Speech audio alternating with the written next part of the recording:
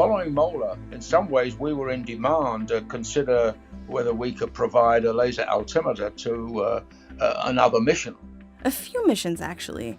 It was no longer a question of if LiDAR could work, but where else it could work. But as the opportunities to test the limits of LiDAR arose, so did the challenges ahead.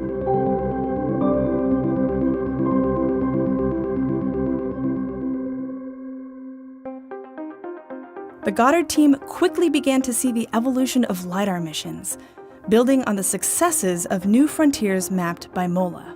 We've measured the changes, the seasonal changes in the Mars ice caps, both the North Pole and the South Pole.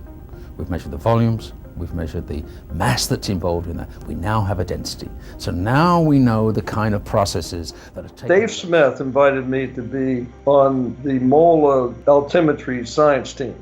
And that was because of my experience with using altimetry over land rather than ocean processes. Zwally was an obvious choice to study the Martian ice caps for Mola, given his decades of expertise with our own polar regions, studying the ice sheets of Greenland and Antarctica through the 1970s and 80s.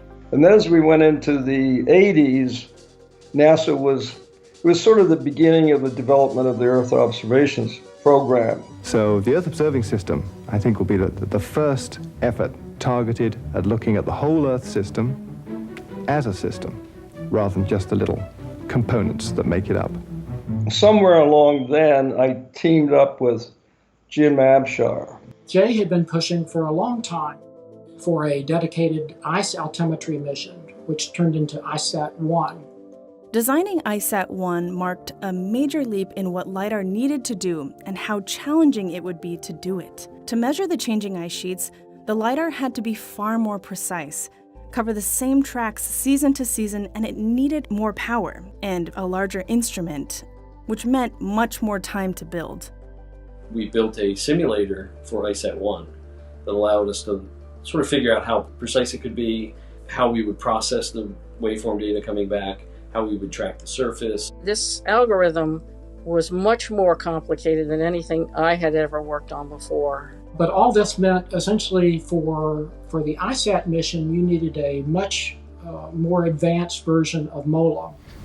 In Mars, we really didn't know what was there until we got the measurements, so we were doing discovery. On Earth, we have to make quantitative measurements about what's happening.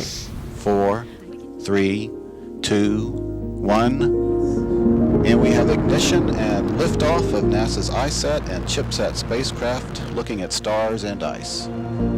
But after, we'd worked on glass at that point more than a decade, and it already launched, and usually you think, okay, now we're going to be able to enjoy the data coming down, and what can we see in the data? But there was much more, what is this mystery we're seeing? Why is the laser energy going down? Things were not working the way we expected them to, and there were mysteries, and we weren't expecting, after Mola in particular, to have mysteries at that point. One of these unexpected mysteries came down to the wire. Several wires, actually. What happened on glass was the laser diodes had gold bond wires and indium solder. If you bring these two metals together, even though they're not reactive, they do combine to form gold indide. The gold indide ate away at the wires, leading to added thermal stress, and eventually the failure of the first laser. And the second and third lasers were degrading as well. Tough decisions were ahead. When these missions operate, there's a lot riding on the missions. You don't want to make any mistakes. You want to optimize things as best you can. The question was, given that we would have so much lifetime expectancy from the lasers, well, the scientific decision was that the best way to use that was to operate for periods of about a month and do that 3 times a year.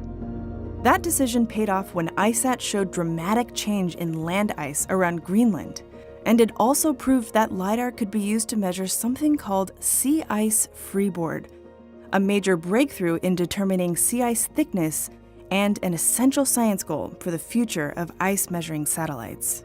Even though the ISAT project required much more care and feeding, it really laid the groundwork for all the subsequent missions that Goddard has flown.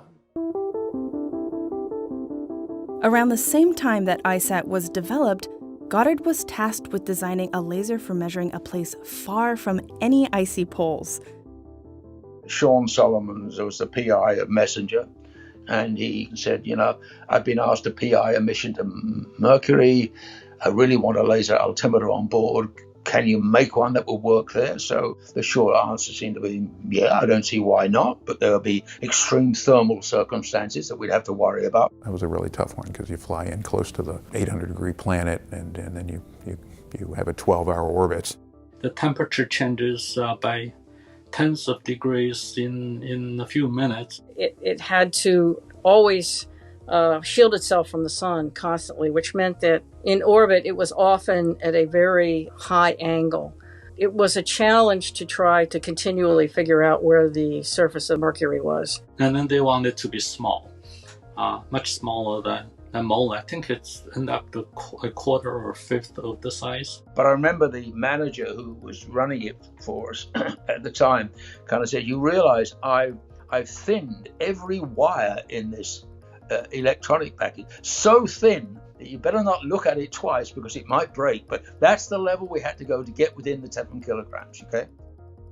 And MLA was the laser altimeter that we proposed, and this was really pushed the limits of what we could reasonably expect to do. Despite the extreme environmental gauntlet, the Mercury laser altimeter kept on collecting data for 4 years, right up until the very end when Messenger crashed into Mercury in 2015. But before that, it captured historic views of the planet's topography. It is time for America to take the next steps. Beginning no later than 2008, we will send a series of robotic missions to the lunar surface to research and prepare for future human exploration. And then one day, the president, I think it was George Bush, suddenly decided we're going to go back to the moon. Wow, all of a sudden, okay?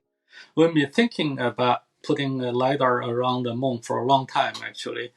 And I really wanted to have a crack at doing a good one instrument for the moon. I mean, my interest was in gravity and topography, two things that need to come together to measure the structure of a planet. And then all of a sudden, we got a call from headquarters. Can you design a LiDAR around the moon, to map the topography? And so the instruments were chosen from proposals based on the ability to help select sites and determine the safety of landing in particular sites on the moon. The LiDAR would be the Lunar Orbiter Laser Altimeter, or LOLA, and it marked another leap into laser altimetry. We also came up with the idea of having multiple beams. We managed to put 5 beams on the surface, and that kind of changed the observational strategy, if you know what I mean, of 5 parallel beams.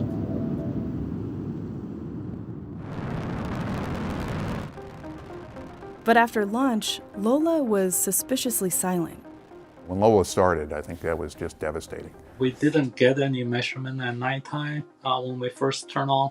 It was quite a shock, and it was the first LiDAR that didn't work at the initial turn on. The people that are heavily involved in the instrument development, you're pulled back in if there's surprises that occur. On Lola, the blankets were all tied tightly to the beam expander and the telescope, and this germanium black kapton, which we didn't test with, was very strong. And then we caused a misalignment.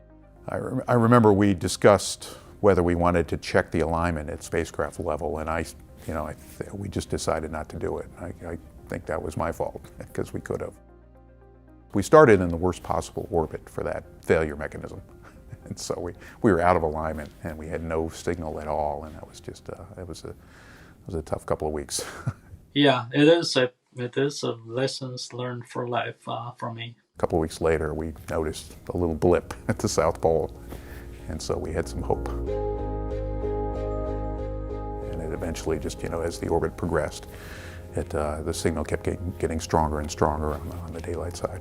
Despite a bumpy start, in time, Lola and the Lunar Reconnaissance Orbiter mission became revolutionary in mapping our moon. And it's turned out to be exceptional in terms of describing the topography of the moon.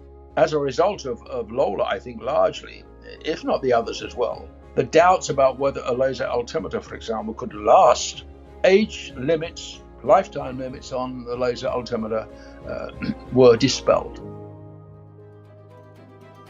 The shape of what we build, live, work, study, operate on, whether it be on the Earth, the Moon, Mars, wherever we're going, matters.